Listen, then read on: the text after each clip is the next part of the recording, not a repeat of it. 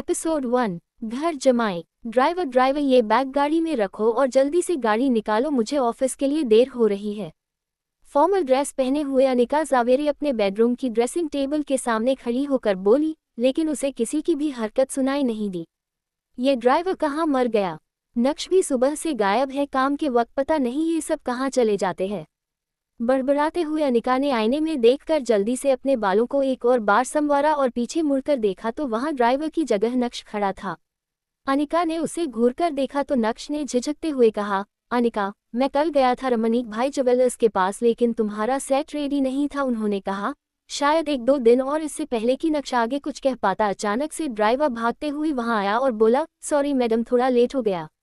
ये सुनते ही अनिका आग बबूला होकर बोली, कोई काम एक बार में क्यों नहीं होता? तुम लोगों से दिन भर बस टाइम पास करते रहते हो, मजाल है जो तुम लोग कोई काम ढंग से पूरा कर दो, बस बहाने बनाने आते हैं। सबके सब एक जैसे हैं, कामचोर। ये कहते हुए अनिका ने नक्श की ओर देखा और नक्श ने तुरंत ही अपना चेहरा नीचे कर लिया। तभी ड्राइवर ने सर झुकाकर धीमी आवाज में कहा, सॉरी मैडम, आगे से ऐसा नहीं होगा। हाँ, सॉरी माय फुट। ये कहने के बाद जैसे ही अनिका अपना बैग उठाने लगी तो नक्श अनिका की मदद करने के इरादे से बोला, लाओ मैं ले लेता हूँ।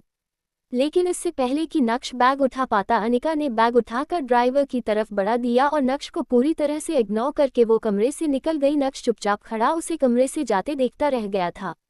कुछ देर शांत खड़े रहने के बाद जैसे ही नक्श पीछे मुड़ा, उसकी नज़र टेबल पर रखी एक फाइल पर पड़ी। जाहिर सी बात है अनिका वो फाइल अपने बैग में रखना भूल गई थी। जैसे ही यह ख्याल नक्श को आया वैसे ही उसने जल्दी से वो फाइल उठाए और अनिका के पीछे भागा।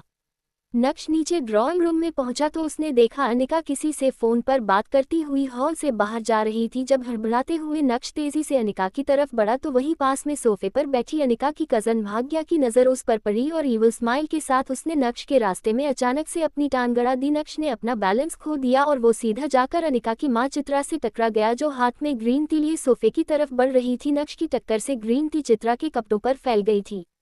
ये देखते ही नक्श के होश उड़ गए और चित्रा की आंखें फटी की फटी रह गई। वहीं दूसरी तरफ भाग्या ये देखकर बड़ी मुश्किल से अपनी हंसी रोकने की कोशिश करते हुए बोली, ओ माय गॉड, ये क्या कर दिया तुमने?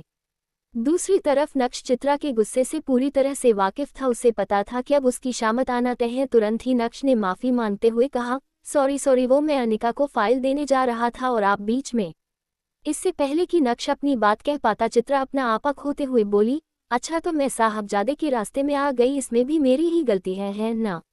भाग्या को एक और मौका मिल गया और वो तुरंत ही चित्रा के पास गई। बड़ी माँ, आप ठीक तो है?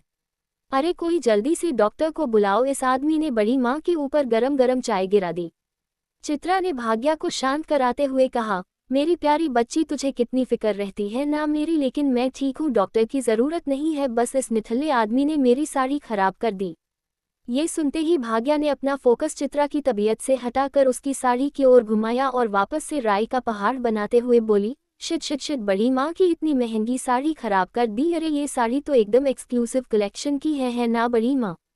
एक तरफ भाग्या बात का बतंगड़ बना रही थी तो दूसरी तरफ नक्श ने देखा कि अनिका वापस अंदर आ रही है। नक्श चित्रा को इग्नोर करते हुए अनिका की ओर बढ़ा और एकदम शांत आवाज में बोला, अनिका, तुम ये फाइल भूल गई।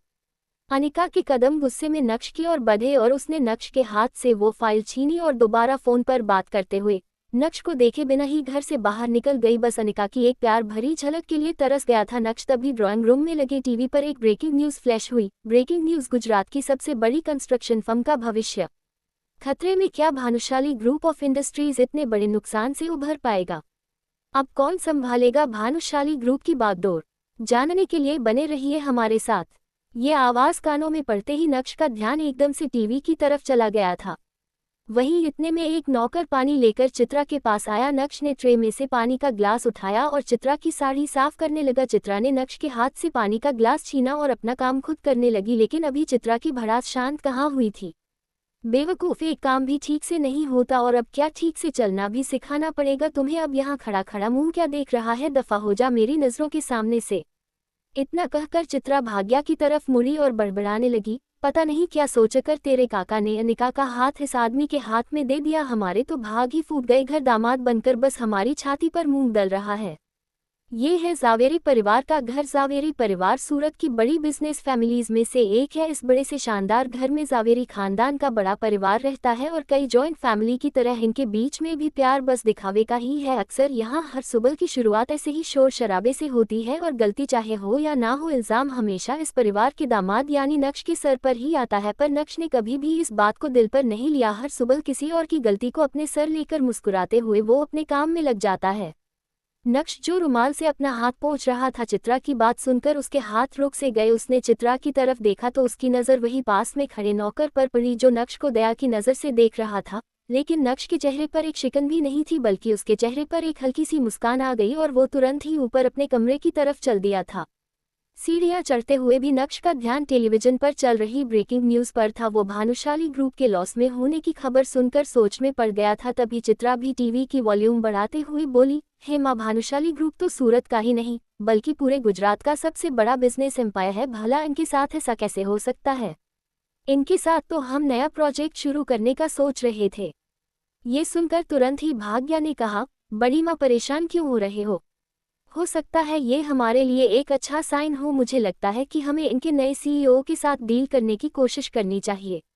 यही सब सोचते हुए नक्श अपने कमरे में आईने के सामने खड़ा खुद को देख रहा था। नक्श के चेहरे पर हल्की सी मुस्कुराहट थी जो उसकी आंखों की चमक को और बढ़ा रही थी। तभी नक्श की नज़र ड्रेसिंग टेबल पर रखी अनिका के पिता रसिक जावेरी की एक तस्वीर पर पड़ी और उसको देखते हुए नक्श ने कहा, गुरुजी, देख रहे हैं आपके एक वादे के चक्कर में क्या क्या सहना पड़ रहा है।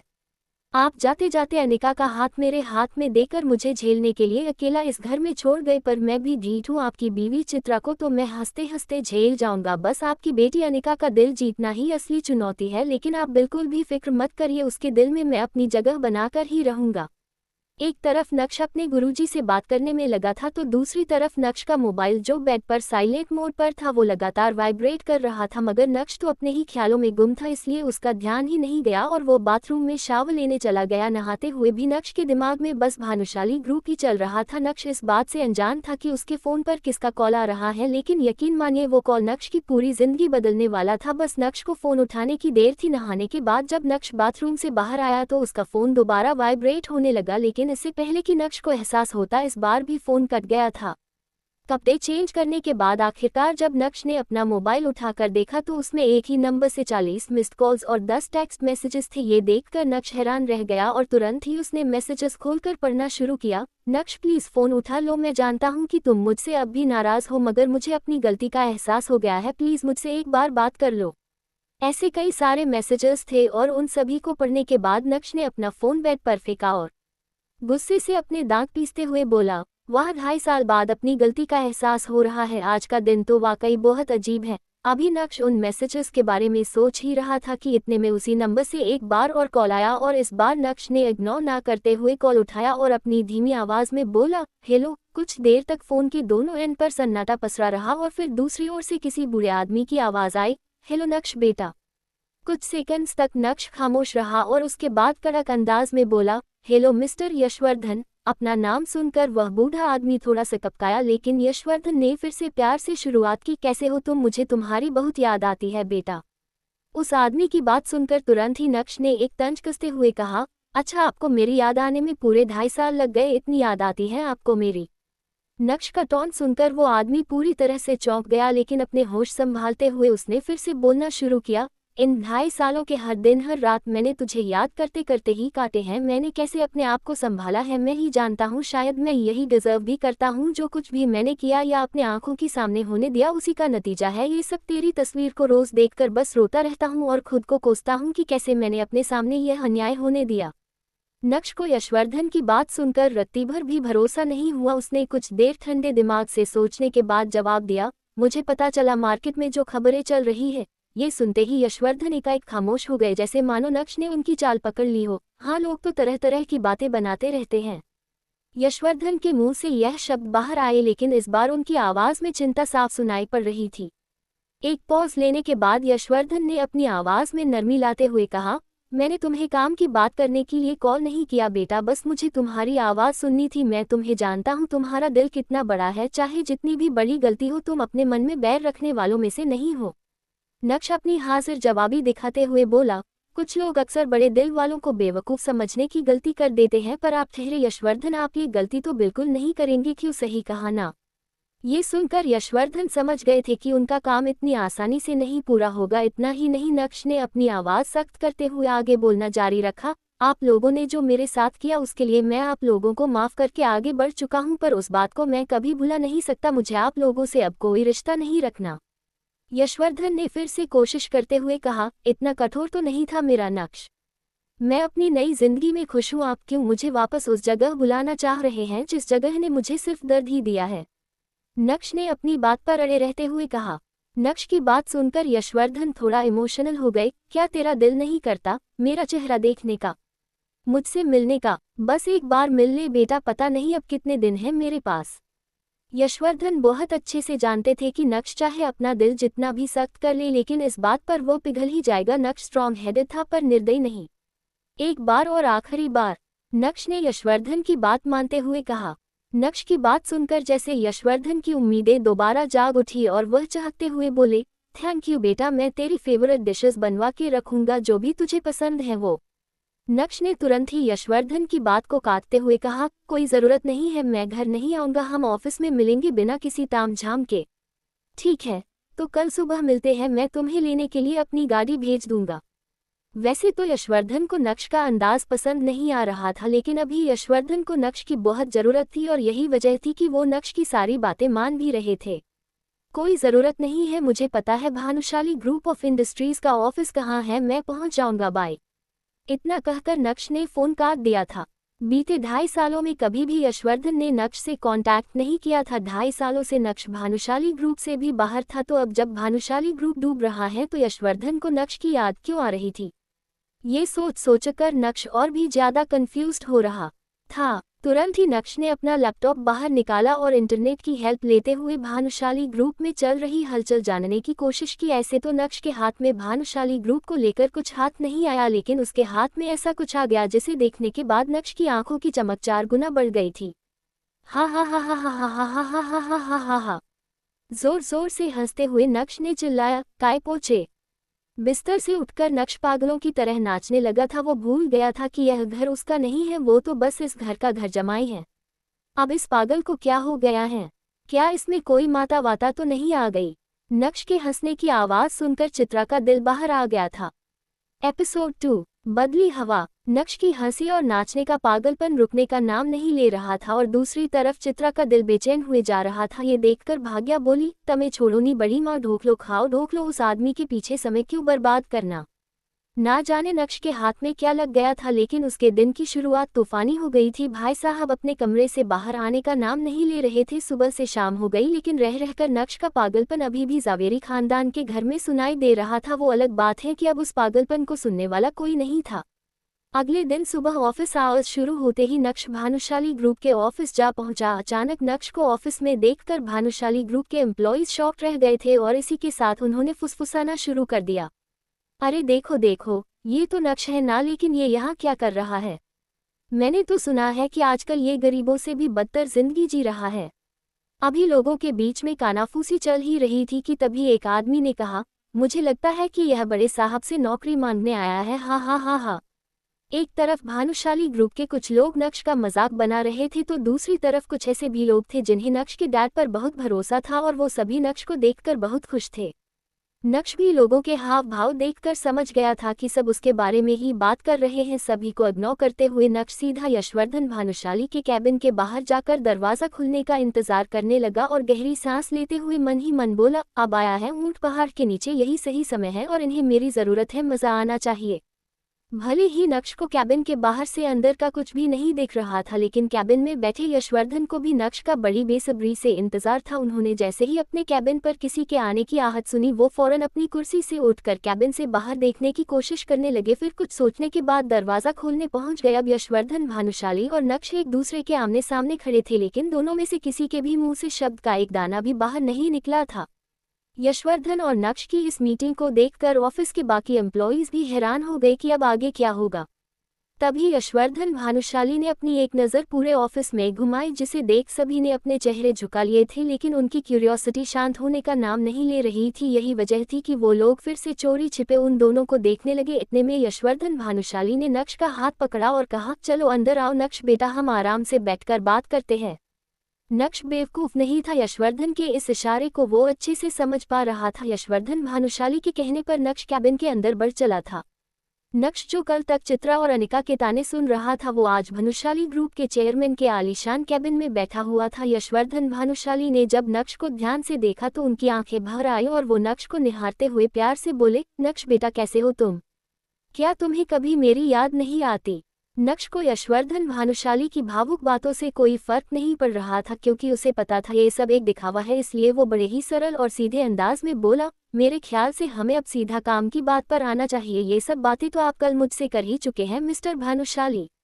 नक्श का ऐसा रूड बिहेवियर देखकर यशवर्धन दंग रह गए और लगभग रोते हुए नक्श से बोले, नक्श बेटा तुम मेरे पोते हो, मैं समझ सकता हूँ कि तुम मेरे साथ ऐसा क्यों कर रहे हो। आखिर गलती मेरी ही है और मुझे अपनी गलती की सज़ा मिलनी भी चाहिए, लेकिन मैं बताना चाहता हूँ कि मैं अपनी उस एक गलती की सज़ा पिछले कुछ सालों से हर रोज़ भुगत रहा हूँ।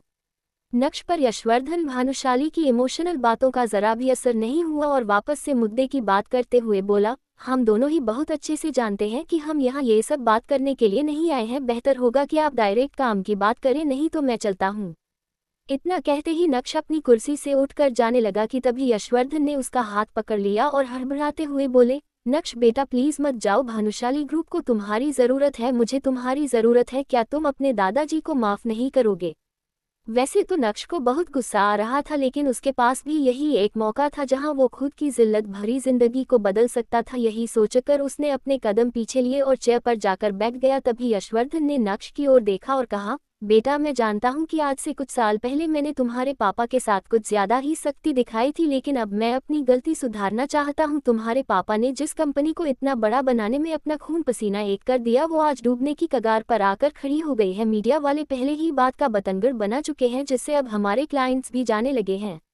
नक्श ने अपने दादाजी को इतना लाचार और असहाय आज से पहले कभी नहीं देखा था। उनकी आंखों में आंसू देखकर उसे ये एहसास हो गया कि वो झूठ नहीं बोल रहे हैं, बल्कि उन्हें सच में उसकी ज़रूरत है। मगर नक्श भानुशाली ग्रुप के सीईओ दर्पण भानुशाली यानी अपने चाचा को बिल्कुल भी पसंद नहीं करता था। अपने दादाजी की बात सुनकर नक्श को उन पर दया आने लगी। तुरंत ही नक्श ने अपने दादाजी से कहा, अच्छा बताया, आप मुझसे क्या मदद चाहते हैं? यशवर्धन ने थोड़ा हिचकिचाते हुए नक्श से कहा, मैं चाहता हूं कि तुम ये कंपनी ज्वाइन कर लो और अपने पापा की तरह ही इसे संभालो। नक्श ने कुछ देर सोचा और फिर बोला, इसका मतलब आप चाहते हैं कि मैं चाचा जी के अंडर काम करूं? यशवर्धन ने धीरे से अपना सर हिलाते हुए कहा, हम। यशवर्धन की बात सुनकर नक्श मन ही मन सोच रहा था कि अगर उसे इस तरह किसी के अंडर में काम करने के लिए ही बुलाना था तो इसे अच्छा फ़ोन पर ही उसे सब कुछ बता देते। लेकिन नक्श के यहाँ आने का मकसद कुछ और भी था। वो अपने दादाजी की बात में आकर किसी भी बात पर हाँ करने के लिए तैयार नहीं था। इसलिए नक्श ने सर उठाकर अपने दादाजी से कहा, दादाजी यहाँ बात कंपनी और आपके फ़ायदे की है, इसलिए रिश्ते नाते और पछतावा जैसे शब्दों को हम ज़रा पीछे छोड़ दें तो बेहतर होगा। मैं आपकी परेशानी दूर करने के लिए तैयार हूँ, पर उसके बदले में आपको भी मेरे लिए कुछ ऐसा करना होगा जो मुझे खुशी दे सके, मेरा और मेरे डैड का खोया हुआ सम्मान लौटा सके। मैं आपसे ज़्यादा कुछ नहीं चाहता, बस समय समय पर आपको मेरी कुछ शर्तें पूरी करनी होंगी और बदले में आपको मुझसे जो चाहिए वो मैं आपको देता रहूँगा। नक्श के मुंह से शर्त वाली बात सुनकर यशवर्धन चौंक गए। उन्होंने भौहें चढ़ाते हुए नक्श से कहा, शर्तें? अब तुम अपनों के सामने शर्तें रखोगे? नक्श ने मुस्कुराते हुए अपने दादाजी से कहा, वो क्या है ना दादाजी, पिछले 2.5 साल में मैंने जिंदगी की कई ठोकरें खाकर यही सीखा है कि इस दुनिया में सीधा और ईमानदार बनकर रहना सबसे मुश्किल काम है। इसलिए अब मुझे भी आज की दुनिया के तौर तरीकों के हिसाब से ही बात करनी पड़ेगी। शायद इसी में मेरी भलाई है, और वैसे भी ज़रूरत आपको है मेरी, मुझे आपकी कोई ज़रूरत नहीं। नक्श की तीखी बातें सुनकर यशवर्धन भानुशाली सकपका गए। तुरंत ही उन्होंने नक्श से पूछा, अच्छा बताओ तुम मुझसे क्या चाहते हो? ये सवाल सुनकर नक्श के चेहरे पर चालाकी वाली मुस्कान आ गई थी, लेकिन अपने इमोशंस को कंट्रोल में रखते हुए नक्श ने अपनी पहली शर्त सामने रखी। मेरी पहली शर्त ये है कि अगर मैं ये कंपनी वापस ज्वाइन करता हूँ तो इस कंपनी का नया सीईओ मैं बनूंगा। नक्श की पहली शर्त ने ही यशवर्धन को झटका दे डाला था और वो चौंकते हुए बोले, ये क्या कह रहे हो तुम? नक्श तुम अपने चाचा की जगह कैसे ले सकते हो? नक्श ने जब अपने दादाजी की बात सुनी तो उसने मुस्कुराकर तंज कसते हुए कहा, ठीक वैसे ही जैसे चाचा जी ने मेरे डैड की जगह ली। हाँ हाँ हाँ हाँ, मैं जानता था कि आपने मुझे यहाँ चाचू के बिजनेस को बचाने के लिए बुलाया है। लगता है आपको अब भी अपनी गलती का एहसास नहीं है दादू। नक्श की बात सुनकर उसके दादाजी ने कुछ देर सोचा और कहा, ऐसी बात नहीं है बेटा, लेकिन। और इसी के साथ यशवर्धन सोच में पड़ गए। होश संभालने के बाद यशवर्धन ने कहा, अच्छा ये बताओ कि तुम्हारी बाकी की शर्तें क्या हैं। नक्श ने अपनी दूसरी शर्त बताते हुए कहा, मेरी दूसरी शर्त यह है कि मैं कंपनी में वापस तभी आऊंगा जब मुझे काम करने की पूरी फ्रीडम मिलेगी। मुझसे कोई सवाल नहीं करेगा कंपनी का पैसा कहाँ जा रहा है, कहाँ से आ रहा है, ये सब कुछ मेरे जुरिसडिक्शन में होगा। नो इफ नो बट शर्तें अभी खत्म नहीं हुई हैं और शायद कभी होगी भी नहीं। इस कंपनी को मेरे हिसाब से चलना होगा। नक्श की इस बात पर भी यशवर्धन कुछ देर के लिए हिचकिचाए, लेकिन फिर बोले, तुम्हारी शर्तें सुनकर लग रहा है कि जैसे तुम मुझसे कोई बदला ले रहे हो, लेकिन मुझे तुम्हारी ये शर्तें मंजूर हैं। मौके के दस्तूर को नक्श अपने हाथों से नहीं जाने दे सकता था, इसलिए आज कठोर होकर उसने दिल की सारी भड़ास अपने दादाजी के सामने बाहर निकाल दी थी। और किस्मत देखिए, आज समय भी नक्श का साथ देता हुआ नजर आ रहा था। नक्श का ये रूप यशवर्धन ने पहली बार देखा था। उन्होंने तो नक्श को बहुत सीधा साधा समझा था और उन्हें लगा था कि नक्श से बात करना बहुत आसान होगा, लेकिन मिलने के बाद उनकी सोच पूरी तरह से गलत साबित हुई थी। शायद उन्हें भी समझ आ गया था कि नक्श को सब पता चल गया है। वैसे क्या पता चल गया है, उसके लिए आपको थोड़ा और इंतजार करना होगा। यशवर्धन ने अपनी टेबल पर रखा पानी का ग्लास उठाया और पानी पीने के बाद नक्श से कहा, मैं नहीं जानता कि तुम्हारी इन शर्तों से तुम्हारे चाचा पर क्या असर पड़ेगा, लेकिन सच बताऊं तो मेरे पास और कोई ऑप्शन भी नहीं है। तुम अगले हफ्ते से भानुशाली ग्रुप के नए सीईओ की पोस्ट पर ज्वाइन कर सकते हो। बात खत्म होते ही यशवर्धन ने सर झुका लिया, लेकिन नक्श भी वहां पूरी तैयारी के साथ आया था, इसलिए नक्श ने अपने दादाजी के सामने एक एग्रीमेंट पेपर रखा और उसे साइन करने के लिए कहा। एग्रीमेंट पेपर देखते ही यशवर्धन ने अपनी नज़र उठाए और नक्श से कहा, यह क्या है, क्या तुम्हें मुझ पर भरोसा नहीं। नक्श ने बिना किसी इमोशन के अपनी बात सामने रखी, जो कुछ भी मेरे परिवार के साथ हुआ है उसके बाद मैं आपके साइन पर ही सिर्फ भरोसा कर सकता हूं, और इस पेपर की मैं एक कॉपी भी लेकर आया हूं। आप जल्द से जल्द फॉर्मेलिटीज पूरी कर दें और मेरी बात को दिल पर न ले। आखिर आप मेरे दादाजी हैं, इतना तो आप अपने पोते के लिए कर सकते हैं, शायद आपका पछतावा भी कम हो जाएगा। नक्श की बात सुनकर यशवर्धन ने पेन उठाया और उस एग्रीमेंट पेपर पर साइन कर दिया। मुस्कुराते हुए नक्श भी केबिन से बाहर चला आया और जाते जाते एग्रीमेंट पेपर की कॉपी को यशवर्धन के हाथ में थमा चुका था। ऑफिस से बाहर आते ही नक्श के चेहरे पर एक अजीब खुशी थी। 4 साल पहले कॉलेज पास आउट होने के बाद जब नक्श ने अनिका के पापा के साथ काम करना शुरू किया था, तब सिर्फ अनिका के पापा ही थे जो ये जानते थे कि नक्श का पूरा नाम नक्श भानुशाली है। इतना ही नहीं, कॉलेज की पढ़ाई के दौरान उसके दोस्तों को भी उसके बारे में कोई जानकारी नहीं थी। अनिका के पापा के साथ काम करते वक्त नक्श की मुलाकात अनिका से हुई और पहली नज़र में ही वह अपना दिल खो बैठा, लेकिन उसे क्या पता था कि इतना प्यार होने के बाद भी जब वह अनिका से शादी करेगा तब उसे उस शादी में एक जिल्लत की जिंदगी के अलावा और कुछ नहीं मिलेगा। ये सब सोचते हुए नक्श ने आसमान की तरफ देखा और मन ही मन खुद से कहा, भले ही मैं अनिका को अपनी सच्चाई इतनी जल्दी नहीं बताऊंगा, लेकिन आज ऐसा महसूस हो रहा है कि मेरे अंदर कुछ तो बदल गया है, जैसे मेरे हाथ में कोई पावर आ गई है और अब मैं उन लोगों को जवाब दे सकता हूं जो आज तक मेरे ऊपर हंसते आए हैं। बगावत की शुरुआत हो गई है और अब आगे आगे देखो होता है क्या। दूसरी तरफ घर पर अनिका और चित्रा इस बात को लेकर हैरान थे कि नक्श उन्हें बिना बताए अचानक कहाँ गायब हो गया। चित्रा सोफे पर बैठी टीवी देख रही थी और अनिका एक कोने में बैठी लैपटॉप पर अपने ऑफिस का कुछ काम कर रही थी। अनिका ने चित्रा से कहा, मम्मी नक्श कहाँ है, क्या आपको कुछ बताकर गया है। चित्रा ने अनिका की बात का जवाब देते हुए कहा, मन्हें खबर न थी, कल से उसका रूप बदल सा गया है, राक्षसों की तरह हंस रहा है, नाच रहा है, किसी को उसके बारे में कुछ नहीं पता। अनिका वो मनचला होता जा रहा है, मुझे लगता है कि उसे लाइन पर लाना ही पड़ेगा। एपिसोड 3, प्यार का भोकाल। दोपहर का वक्त एक 5 स्टार होटल में नक्श होटल के टॉप लग्जरियस रूम में आया और उसकी नज़रें इधर उधर घूमने लगी। तभी उसे बालकनी की तरफ से आवाज आई, आओ आओ नक्श, मैं तुम्हारा ही इंतजार कर रहा था। ये आवाज सुनकर नक्श जो वापस रूम से बाहर जाने वाला था, उसके कान खड़े हो गए। उसने तुरंत पलटकर पीछे की तरफ देखा जहां पर दर्पण भानुशाली खड़े थे। दर्पण भानुशाली जो कि नक्श के चाचा जी थे।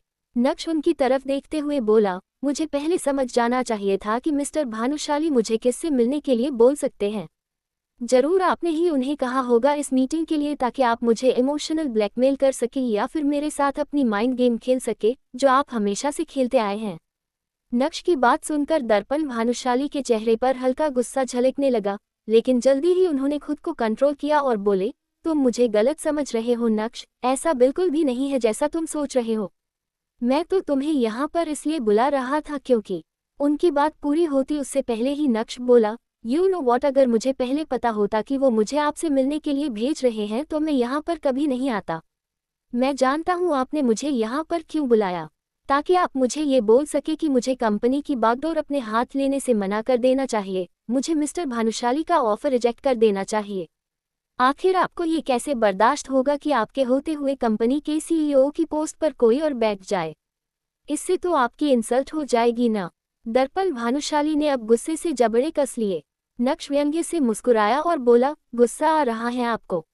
आना भी चाहिए, मुझे अपने सामने देखकर तो आपका खून भी सूखता होगा, पर इतना जान लीजिए मिस्टर दर्पण भानुशाली कि आपने मेरे डैड के साथ जो किया सो किया, लेकिन आप मेरे साथ कुछ नहीं कर सकते। आप मुझे अब भानुशाली ग्रुप ऑफ इंडस्ट्रीज की बागडोर अपने हाथ में लेने से नहीं रोक सकते, अब वही होगा जो मैं चाहता हूँ।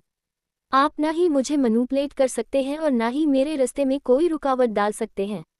दर्पण भानुशाली हल्का सा मुस्कुराए और बोले, काफी कॉन्फिडेंट हो गए हो तुम। आज से जब 3 साल पहले तुमसे मिला था तो बहुत सारी कमियां थी तुम्हारे अंदर, लेकिन अब लगता है कि काफी बदल गए हो तुम। नक्श तिरछा मुस्कुराया और बोला, आपको जब मेरे अंदर चेंजेस नजर आ रहे हैं तो ये भी समझ आ गया होगा कि वो चेंजेस आए क्यों हैं। दर्पण भानुशाली ने सवालिया नजरों से नक्श को देखा।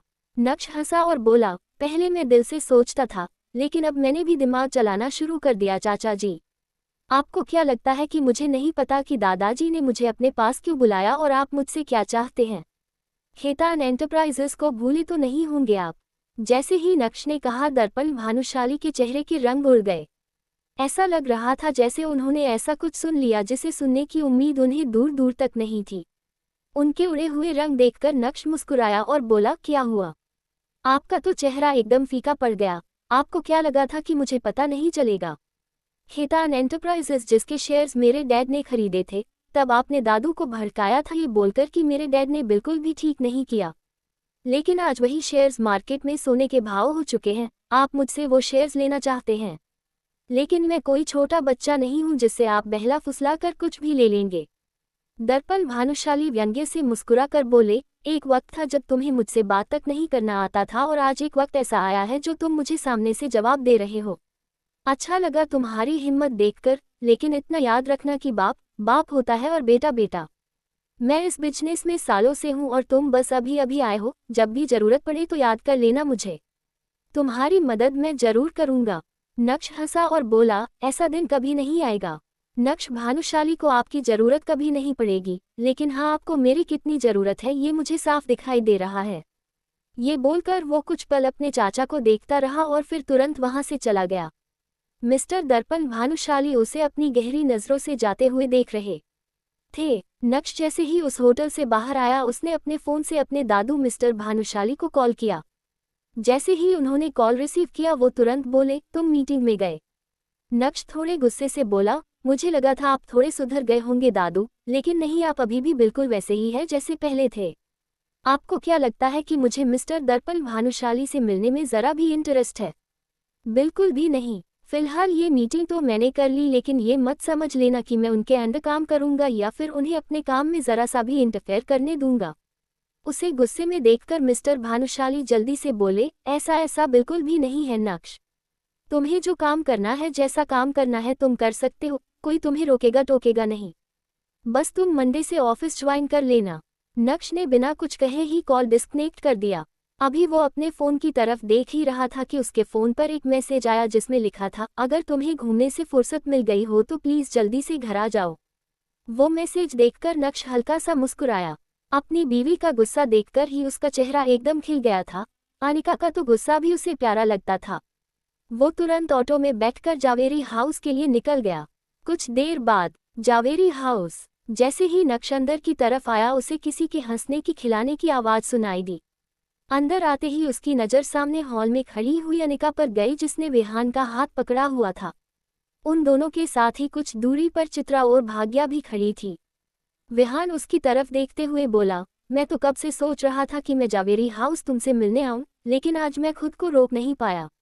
एक्चुअली मैं जिस काम के लिए आया हूँ वो मैं ऑफिस में भी कर सकता था, लेकिन तुम ऑफिस से जल्दी घर आ गई तो मैंने सोचा क्यों ना आज हम तुम्हारे घर पर काफ़ी एंजॉय करें।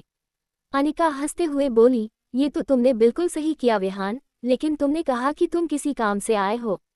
क्या काम था वो? ये बोलते हुए वो अपने सामने खड़े विहान को देख रही थी। विहान उसका बहुत अच्छा दोस्त था और उसकी कंपनी में इन्वेस्ट भी। रसिक जावेरी जी के जाने के बाद एनजी कॉरपोरेशन लगभग से डूबने वाली थी। अगर विहान उसमें इन्वेस्ट नहीं करता तो विहान की दोस्ती भी अनिका के लिए इजी टास्क नहीं था। बहुत पापड़ बेलने पड़े थे उसे विहान से दोस्ती करने के लिए। हालांकि उसे ऐसा लगता था कि उसने विहान को अप्रोच किया, लेकिन विहान ने जब उसे पहली नज़र देखा ही था तभी उस पर फ्लैट हो गया था। लेकिन वो चाहता था कि अनिका उसे अप्रोच करे, इसलिए और नखरे दिखा रहा था। पर अब दोस्ती होने के बाद भी उनका रिश्ता सिर्फ दोस्ती तक टिका था, तो उसे इस बात पर इरिटेशन होती थी।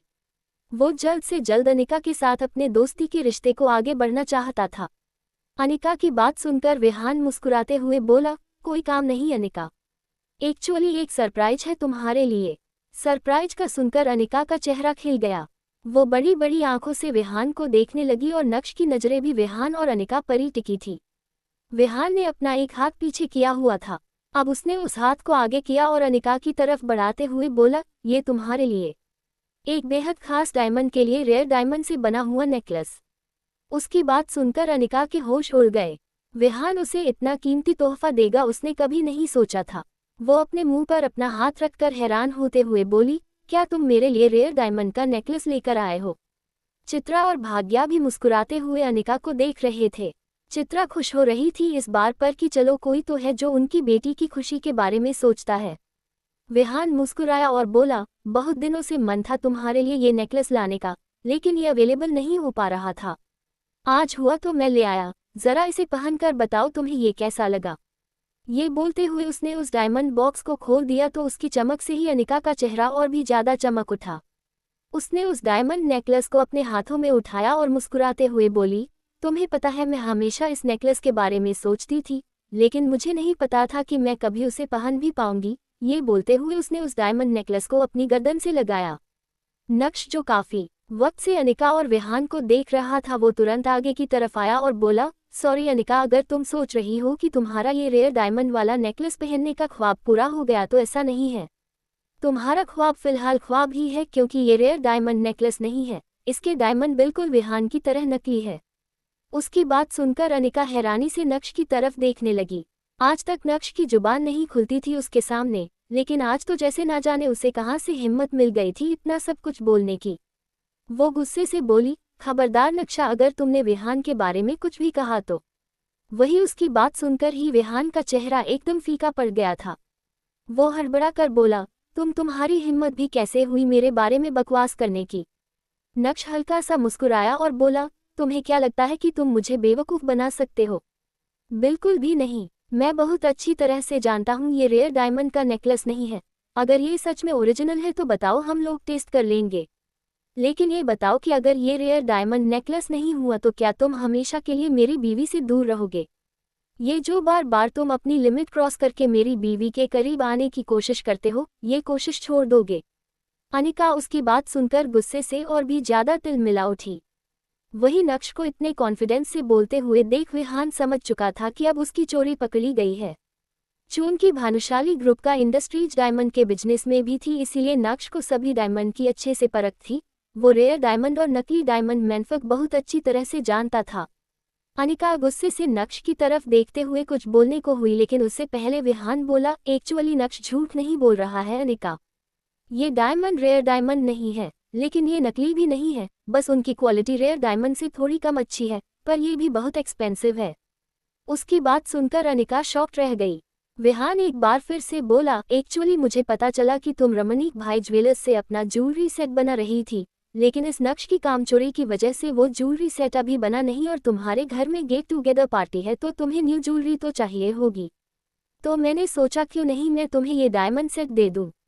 ऐसा नहीं है कि मैं तुम्हें रेयर डायमंड सेट नहीं दे सकता, मैंने वो भी अवेलेबल करवाने की कोशिश की थी अनिका, लेकिन तुम तो जानती हो रेयर डायमंड सेट इतनी आसानी से अवेलेबल नहीं हो सकता। उसकी बात सुनते हुए अनिका नक्श की तरफ देख रही थी।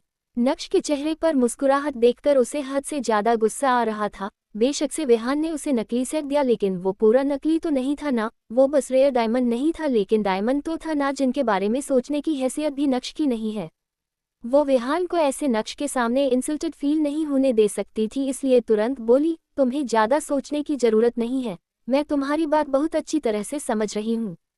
रेयर डायमंड का ज्वेलरी सेट कोई छोटी मोटी बात नहीं है। जहां तक मुझे याद है, पिछले साल एक रेयर डायमंड ज्वेलरी सेट की बोली लगी थी, तकरीबन 2-3 करोड़ का बिका था। खरीदा किसने वो मुझे याद नहीं, लेकिन तुम मेरे लिए ये वाला ज्वेलरी सेट लाए, यही बहुत बड़ी बात है मेरे लिए।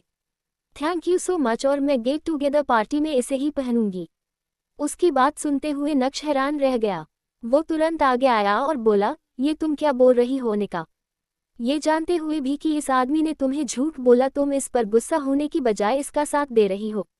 जो इंसान ऐसी बात पर झूठ बोल सकते हैं, वो ना जाने तुमसे कितने ही झूठ बोलता होगा। तुम इस पर ट्रस्ट भी कैसे कर सकती हो? उसकी बात सुनकर अनिका गुस्से से चिल्लाते हुए बोली, चुप, बिल्कुल चुप। अब अगर तुमने विहान के लिए एक शब्द भी और कहा ना, तो मैं बर्दाश्त नहीं करूंगी। मुझे लगता है तुम अपनी असली औकात भूल गए हो, इसलिए मेरे सामने इस तरह से जुबान चला रहे हो। अनिका को नक्श पर गुस्सा करते हुए देख विहान के चेहरे पर शातिर मुस्कुराहट तैर गई। उसे इस तरह से मुस्कुराते हुए देख अचानक ही नक्श ने विहान का गिरेबान पकड़ लिया। अनिका और विहान दोनों के होश उड़ गए। एपिसोड 4, किस्मत कनेक्शन। विहान का गुस्सा उसकी आंखों में साफ दिख रहा था, जिसे देखने के बाद अनिका भी सरप्राइज थी, लेकिन अनिका ने विहान को रोकने या फिर शांत करने की कोई कोशिश नहीं की। शायद वो भी इस तमाशे को एंजॉय करना चाहती थी।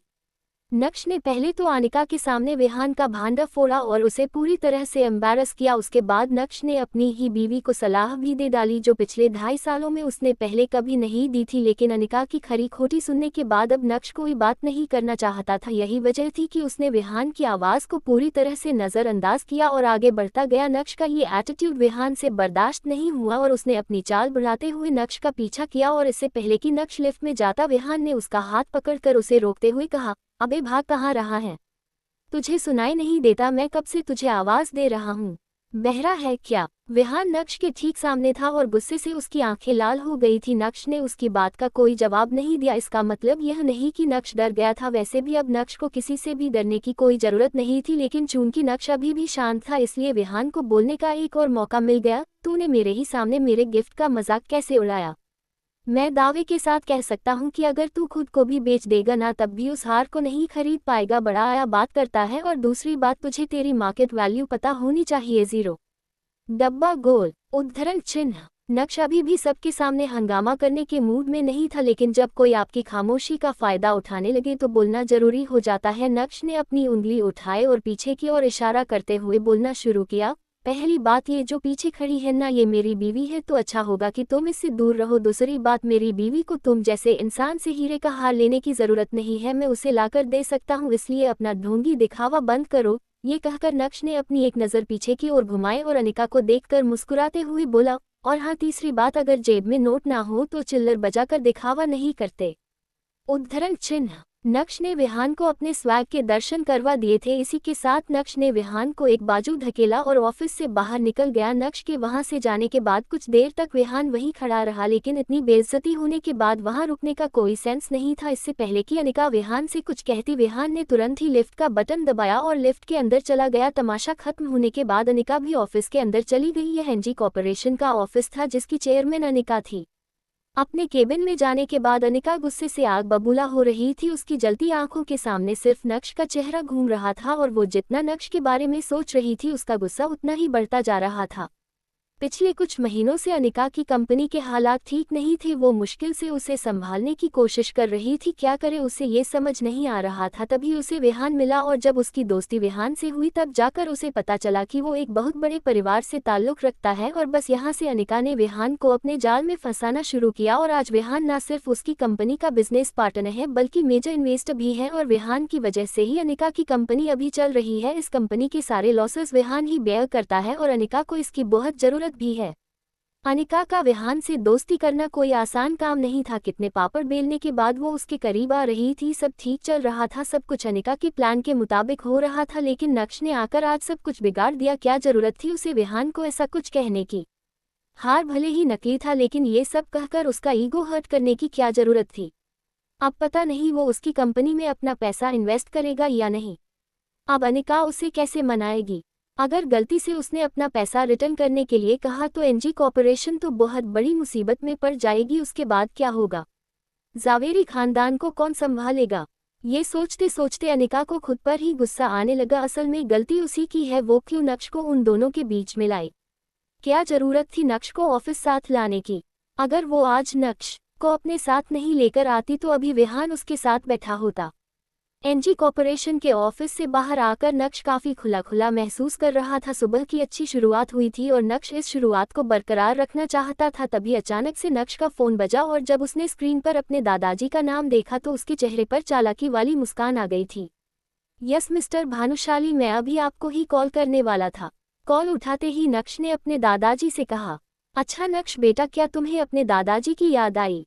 जैसे ही यशवर्धन ने ये कहा वैसे ही नक्श ने हंसते हुए जवाब दिया, हाँ हाँ हाँ हाँ, अच्छा मजाक कर लेते हैं। अब मैं जानता हूँ कि आपने भी मुझे किसी काम से ही कॉल किया है, उसी तरह मैं भी आपको काम से ही कॉल करने वाला था।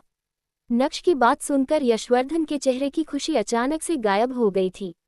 अच्छा ठीक है, तो फिर काम की ही बात कर लेते हैं। अगले हफ्ते से तुम भानुशाली ग्रुप के नए सीईओ की कुर्सी पर बैठने वाले हो। उससे पहले मैंने आज एक खास इंसान के साथ तुम्हारी मीटिंग फिक्स की है। एड्रेस व्हाट्सएप कर दिया है, मैं चाहता हूं कि तुम एक बार मिल लो। यशवर्धन ने कहा, ठीक है, मुझे किसी से भी मिलने में कोई तकलीफ नहीं है, लेकिन आपको मेरी 2 शर्तें और पूरी करनी होगी। पहली तो ये कि मुझे आज के आज किसी भी हाल में रेयर डायमंड नेकलेस चाहिए, और दूसरी मैं आपको व्हाट्सएप कर रहा हूँ, ये शर्त भी उतनी ही खास है और काम जल्दी हो जाना चाहिए। नक्श पॉइंट टू पॉइंट बात कर रहा था और उसका एटीट्यूड 7वें आसमान पर था, जो यशवर्धन को बिल्कुल भी पसंद नहीं आ रहा था। नक्श, तुम्हें नहीं लगता कि तुम्हारी डिमांड्स बढ़ती जा रही हैं?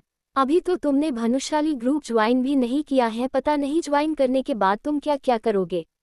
कड़क आवाज में यशवर्धन ने कहा, मेरी डिमांड्स बढ़ रही हैं। आपने भी तो यह मीटिंग अपनी किसी डिमांड को पूरी करने के लिए ही फिक्स की होगी।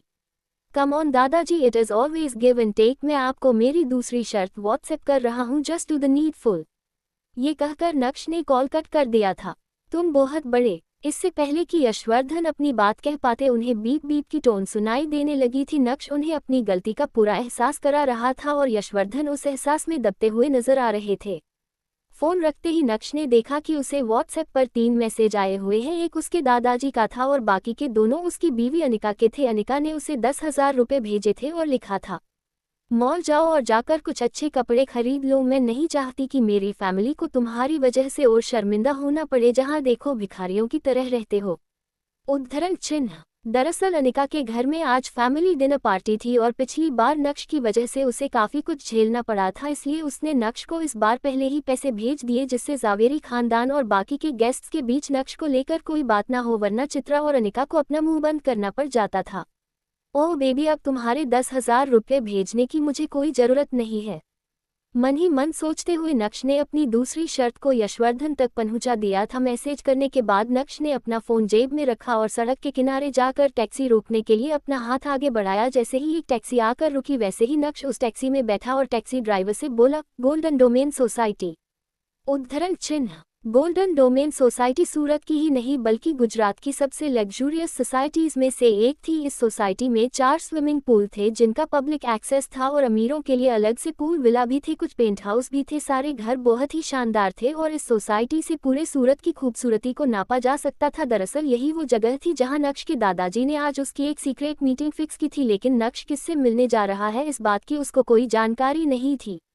लेकिन जब नक्श वहां पहुंचा तो पूल विला के गार्डन में बैठे आदमी को देखकर उसका गुस्सा उबाल मारने लगा। उसने सोचा ही नहीं था कि जिस इंसान से वो मिलने आया है वो कोई और नहीं बल्कि उसका चाचा दर्पण भानुशाली होगा। ये जानकर नक्श अपने चाचा से बिना मिले ही वहां से जाना चाहता था और नक्श ने तो अपने कदम भी मोड़ लिए थे, लेकिन तभी अचानक से उसके कान में एक आवाज सुनाई पड़ी, नक्श, पिछली बार मैं तुमसे लगभग 2.5 साल पहले मिला था। तुम पहले से काफी अच्छे और कॉन्फिडेंट नजर आ रहे हो। उद्धरण चिन्ह। अब चूंकि दर्पण भानुशाली ने नक्श से बात करना शुरू कर दिया था, इसलिए नक्श किसी का डिसरिस्पेक्ट नहीं करना चाहता था। नक्श के कदम दर्पण भानुशाली की तरफ बढ़ने लगे थे। हालांकि नक्श ज्यादा बात नहीं करना चाहता था और अपने चाचा की शक्ल तो बिल्कुल भी नहीं देखना चाहता था, इसलिए उन्हें देखे बिना ही नक्श ने कहा, दर्पण काका, तमें सीधा पॉइंट पर आओ ने बताए कि भानुशाली फैमिली को अब मुझसे क्या चाहिए। अगर आप ये सोच रहे हैं कि आपसे बात करके मैं डरकर भानुशाली ग्रुप का नया सीईओ बनने से मना कर दूंगा तो ये आपकी गलतफहमी है। मैं ऐसा कुछ भी नहीं करने वाला, कोई डाउट मत रखना।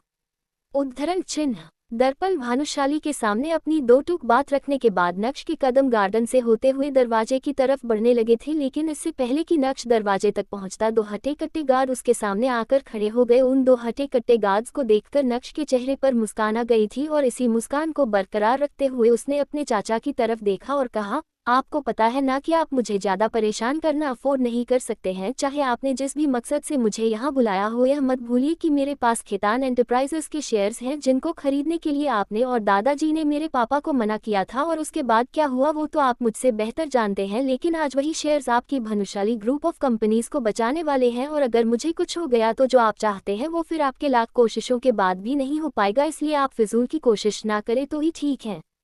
उद्धरण चिन्ह। भानुशाली ग्रुप ऑफ कंपनीज पूरे गुजरात में एक बड़ा नाम था। छोटे से बड़ा हर बिजनेसमैन को भानुशाली ग्रुप की सारी जानकारी थी। 4 साल पहले मार्केट में उन्हें कंपटीशन देने के लिए कोई भी नहीं था, क्योंकि उस समय भानुशाली ग्रुप के सीईओ नक्श के पिता यानी जितेंद्र भाई भानुशाली थे। जितेंद्र भाई को बिजनेस की सारी ABCD पता थी और यही वजह थी कि उन्होंने खेतान एंटरप्राइजेस के 40% शेयर्स खरीद लिए। उन्हें पता था कि आगे का मार्केट कैसी करवट लेगा और वो उसका पूरा फायदा उठाना चाहते थे। लेकिन ये बात दर्पण भानुशाली और यशवर्धन भानुशाली को पसंद नहीं आई और बिना कुछ सोचे समझे उन दोनों ने मिलकर जितेंद्र भाई भानुशाली को भानुशाली ग्रुप से बाहर का रास्ता दिखा दिया। जितेंद्र भाई के जाने के बाद नक्श के चाचा दर्पण भानुशाली ने भानुशाली ग्रुप के सीईओ की कुर्सी संभाली, लेकिन वो अपनी कंपनी को संभाल पाने में पूरी तरह से फेल हो गए। अब उन्हें डूबते हुए तिनके का सहारा चाहिए था, और जब उन्हें पता चला कि जितेंद्र भाई के खरीदे वो शेयर्स आज मार्केट में तहलका मचा चुके हैं, तब भानुशाली खानदान को नक्श की याद आई। अब आप लोगों को पता चल ही गया होगा कि नक्श के अंदर यह पावरफुल चेंजेस क्यों और कैसे आ रहे हैं। जी हाँ, नक्श के दोनों हाथ घी में जो है और अभी नक्श से कोई मुकाबला भी नहीं कर सकता है। नक्श की बात सुनकर उसके चाचा दर्पण एकदम शॉक्ड रह गए थे। उन्होंने सोचा नहीं था कि नक्श को खेतान एंटरप्राइजेस के बारे में सब कुछ पता होगा। वो नक्श को कच्चा नींबू समझ रहे थे और नक्श निकला पका हुआ बादाम। अब उनके पास नक्श से उलझने के लिए कोई वजह नहीं थी। अपने दोनों गार्ड्स को इशारा करते हुए उन्होंने नक्श के रास्ते से हटने के लिए कहा, और जैसे ही वो दोनों गार्ड्स हटे वैसे ही नक्श के कदम उस पूल विला से बाहर की तरफ बढ़ने लगे थे।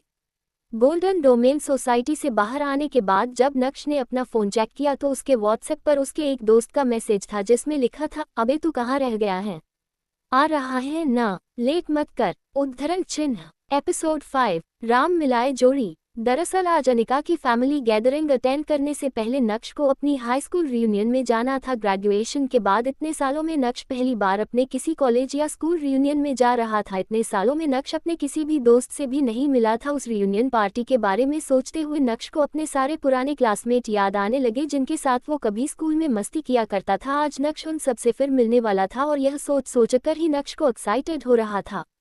नक्श सोचने लगा कि स्कूल के दिनों में वो कितना खुश रहा करता था। उसकी आंखों के सामने बचपन के वे सभी पल नाचने लगे थे। क्लास बंद करने पर सर से डांट खाना और डांट खाने के बाद भी दोस्तों के साथ खिलखिलाना, दोस्तों से लड़ाई करके उन्हें रुला देना और फिर उसके बाद जब दोस्त गुस्सा होकर बात करना बंद कर दे तो उसे जाकर सॉरी बोलना। बचपन भी कितना मासूम था। नक्श को इस समय स्कूल में की हुई सारी मस्ती याद आ रही थी। उससे ये भी एहसास हो रहा था कि वो दुनिया इस दुनिया से कितनी अलग थी। किताबों का बोझ कंधों पर होने के बावजूद भी वो जिंदगी कितनी खुशनुमा थी। यह सोचकर नक्श के चेहरे की मुस्कान और भी ज्यादा निखर गई थी। नक्श को यकीन नहीं हो रहा था कि वो इतना जल्दी बड़ा हो गया है। ऐसा लग रहा था जैसे ये सब तो जैसे अभी कल की ही बात है। इतना ही नहीं, स्कूल के दिनों में पनिशमेंट के चलते बेंच पर खड़े होकर खिलखिलाना, क्लास की हर लड़की को दोस्त की भाभी बताना, इस सब में कितना मजा आता था। दोस्तों के साथ कैंटीन की पैटीज और समोसे खाने जाना और फिर इस बात पर लड़ाई करना कि आज पार्टी कौन देगा। स्पोर्ट्स खेलना, दोस्तों से पढ़ाई में कंपटीशन करना, स्कूल भी जैसे अपने आप में ही एक पूरा संसार था। ना दुनिया का डर था और ना ही दुनिया से लड़ने की ख्वाहिश थी। स्कूल के दिनों में नक्श जितना खुलकर जी रहा था शायद ही उसके बाद उसे जिंदगी को कभी इतना खुलकर जीने का मौका मिला। नक्श इन ख्यालों के साथ अभी आगे बढ़ ही रहा था कि तभी उसे अचानक कुछ याद आया और उसने मन ही मन कहा, ओह शिट, अगर शिवानी भी वहां हुई तो। दरअसल शिवानी वो लड़की थी जिसे नक्श स्कूल के दिनों में पसंद करता था और उसके करीब जाने के लिए उसने काफी पापड़ भी बेले थे। लेकिन जब शिवानी को इस बारे में पता चला तो उसने नक्श को खूब भला बुरा कहा। शिवानी केमिस्ट्री टीचर की बेटी थी और स्कूल में तब आई थी जब नक्श 7th क्लास में पढ़ता था। नक्श को आज भी याद है कि कैसे उसके सारे क्लासमेट शिवानी को देखकर बोलते थे, ऐसी कुड़ी सपने में ही मिलती है। सभी शिवानी से बात करने की चाह रखते थे और रखते भी क्यों ना। शिवानी थी ही इतनी सुंदर तो फिर क्या था, नक्श को भी उससे पहली नज़र में पहला प्यार हो गया था। लेकिन वो अलग बात है कि नक्श उसके साथ कभी अपनी केमिस्ट्री सेट नहीं कर पाया था। नक्श के सारे दोस्त उसे शिवानी के नाम से चिढ़ाते भी थे, लेकिन एक बार डांट खाने के बाद नक्श के दिमाग से शिवानी का सारा भूत उतर गया था और उसने दोबारा कभी शिवानी के करीब जाने की कोशिश नहीं की थी। यही वजह थी कि स्कूल वाले प्यार की यह कहानी स्कूल खत्म होने के साथ ही खत्म हो गई थी। स्कूल के बाद एक दो बार नक्श ने शिवानी को फेसबुक और इंस्टाग्राम पर देखने की भी कोशिश की थी, पर अनिका से मिलने के बाद उसकी यह खोज खबर भी खत्म हो गई। हालांकि अब शिवानी के लिए नक्श के दिल में कोई जगह नहीं थी, लेकिन फिर भी वह दोबारा शर्मिंदा होने से बचना चाहता था। रियूनियन के बारे में सोचकर नक्श को शिवानी से मिलने का डर तो था ही, पर वो रियूनियन पार्टी के लिए लेट नहीं होना चाहता था। उसे जल्दी से जल्दी तैयार होकर पार्टी के लिए निकलना था। सड़क किनारे खड़े होकर नक्श टैक्सी का इंतजार करने लगा। कुछ ही मिनटों में नक्श को टैक्सी मिल गई। अब नक्श पहले वाला नक्श नहीं रहा था। भले ही वो अभी टैक्सी से ट्रैवल कर रहा था, लेकिन उसके अंदर एक गजब का कॉन्फिडेंस आ गया था। वो अपने आप को पहले से अच्छा महसूस कर रहा था। टैक्सी में बैठकर रास्ते भर वो अपना मनपसंद गाना गुनगुनाता रहा। उसके दिल में एक शांत हलचल थी जो उसे बड़ा और भी बड़ा बनने की सलाह दे रही थी। दूसरी तरफ एनजी कॉर्पोरेशन में अनिका मीटिंग रूम से बाहर आ रही थी। वो काफ़ी सीरियस लग रही थी, जैसे मानो कंपनी के रिजल्ट्स में कोई सुधार ना आया हो। कि तभी कैफेटेरिया के बगल से गुजरते वक्त उसने कुछ एम्प्लॉयज़ को बातें करते सुना और वो सब लोग नक्श के बारे में ही बात कर रहे थे। ये देखकर अनिका की आंखें बड़ी हो गई। उसके ऑफिस के एम्प्लॉयज़ ऑफिस टाइम में काम ना करके कैफेटेरिया में बैठकर गप्पे मार रहे थे। वाकई में अनिका ने अपने एम्प्लॉयज़ को कुछ ज़्यादा ही छूट दे रखी थी। अनिका के कदम धीरे धीरे कैफेटेरिया के अंदर बढ़े। उसने देखा कि कुछ फीमेल एम्प्लॉयज समोसे का आनंद लेते हुए अपने फ़ोन में कुछ देखकर लगातार हंस रही हैं। अनिका धीरे से जाकर उनके पीछे खड़ी हो गई, जिसके बारे में किसी को भनक तक नहीं लगी, और उनके फ़ोन में चल रहे वीडियो को देखने लगी। अनिका ये देखकर हैरान थी कि कैसे उसके यहाँ काम करने वाले एम्प्लॉयज़ ने उसका ही मजाक बनाकर रख दिया है, क्योंकि जो वीडियो वो देख रहे थे वो उस वक्त का था जब अनिका ने नक्श को बाहर जाने से रोका था। वीडियो खत्म होते ही एक लड़की ने हंसते हुए अपनी बात सामने रखी। यार मैं तो हंसते हंसते मर जाऊंगी, दुनिया में इतने अजीब आदमी भी होते हैं। तेवर तो देखो इसके, करता धरता कुछ नहीं है, होने जाना कुछ नहीं है, लेकिन आ गया यहाँ हमारी मैडम को गुस्सा दिलाने। यार इस एक साल में कुछ भी नहीं बदला है। मुझे तो लग रहा था कि मैडम ने इस आदमी को छोड़ दिया होगा, लेकिन यह आदमी तो अब मैडम के सर पर चढ़कर नाचने लगा है। उद्धरण चिन्ह। इसी के साथ दूसरी फीमेल एम्प्लॉय ने भी बोलना शुरू किया। Really admire our chairman. उनके सामने तो यह आदमी कुछ भी नहीं है। कभी कभी तो मुझे ऐसा लगता है कि इन दोनों की शादी कैसे हो गई। और शादी तो छोड़ो, 2 साल में इनका डिवोर्स भी नहीं हुआ। मुझे तो ये देखकर और भी ज्यादा हैरानी होती है। उद्धरण चिन्ह।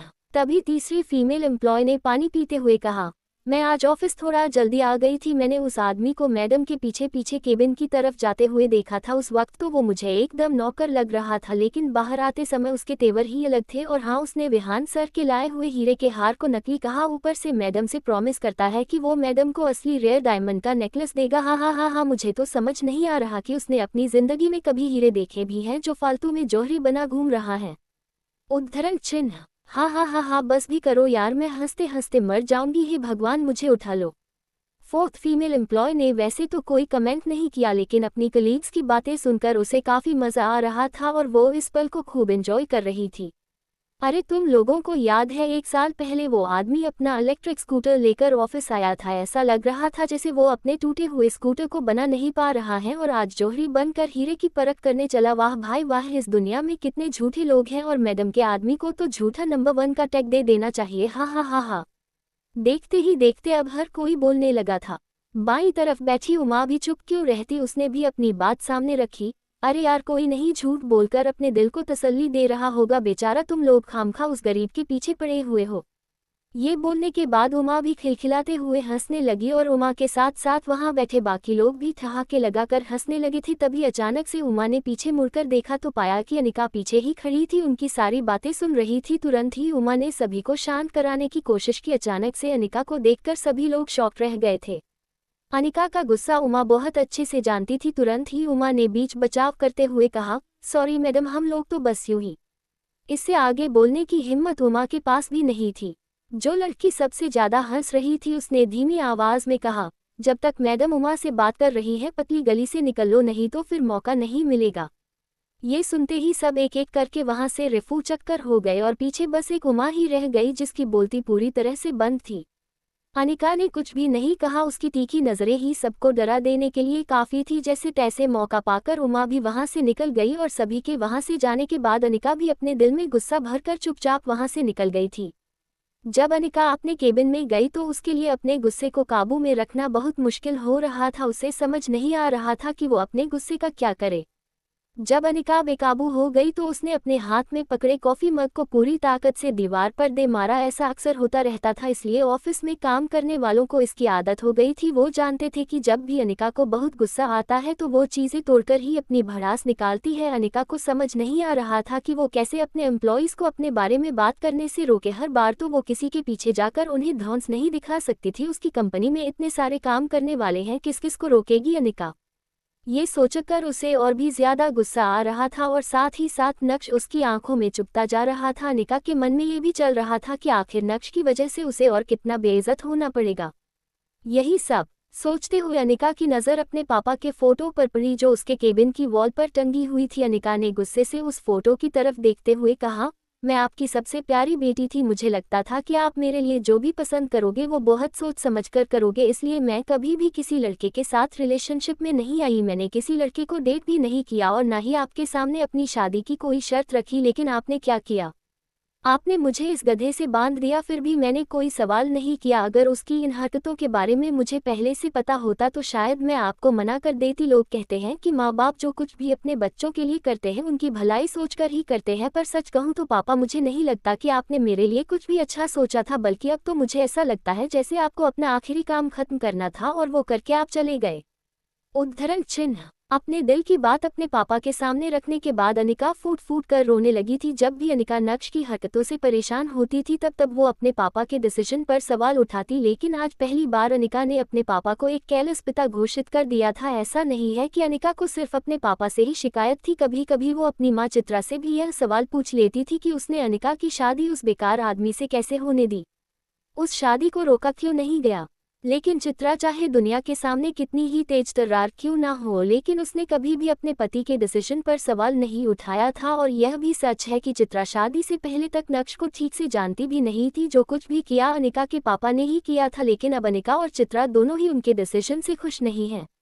अपने दिमाग में कई सारे सवाल लेकर और अपनी आंखों में बेपनाह गुस्सा लिए अनिका कुर्सी पर बैठ गई। उसका दिमाग इतना ज्यादा खराब हो गया था कि वो दिन भर केबिन से बाहर ही नहीं निकली थी। पूरे समय उसके दिमाग में बस अपनी बाकी की जिंदगी की कहानी चल रही थी। दूसरी तरफ नक्श रियूनियन पार्टी में जाने के लिए तैयार होने घर पहुंच गया था। जैसे ही उसने दरवाजा खोला तो देखा कि चित्रा सोफे पर आराम से बैठकर टीवी देख रही है। जैसे ही चित्रा ने नक्श को अंदर आते हुए देखा वैसे ही चित्रा ने कहा, नक्श यहाँ आओ, मुझे तुमसे कुछ जरूरी बात करनी है। उद्धरण चिन्ह।